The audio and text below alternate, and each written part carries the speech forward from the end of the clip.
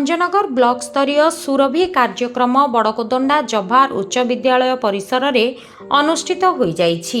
BEO S Dhananjay और सहगोष्ठी शिक्षा अधिकारी सूर्य नायक यहाकू उद्घाटन करथिले।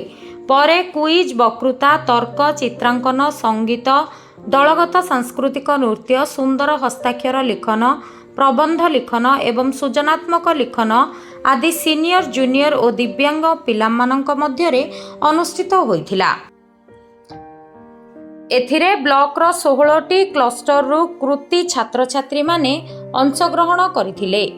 एहा सहित अनुष्ठित ओडिशा मिलिटेस कार्यक्रम अधीन रे मध्य वक्तृता, क्विज और प्रबंध लिखन आदि रे मध्य छात्र छात्री माने अंशग्रहण करी पुरस्कृत होइछन्ति।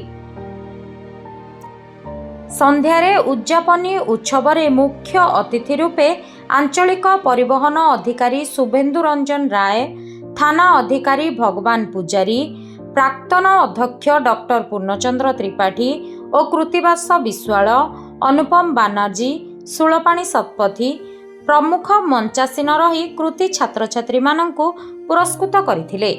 प्रधान शिक्षक संतोष जेना संयोजना करथिबा बेले स्थानीय सीआरसीसी मोहन साहू, बीआरटी चिन्मय दास प्रमुख परिचालना करथिले।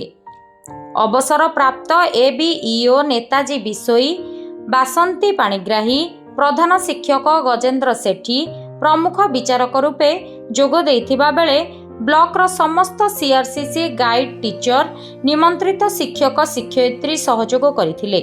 दलगत सांस्कृतिक नृत्य रे बिंजिगिरी उच्च प्राथमिक विद्यालय प्रथम, भालियाखाई उच्च प्राथमिक विद्यालय द्वितीय और जवाहर उच्च विद्यालय तृतीय स्थान अधिकार करी पुरस्कृत होइथिले।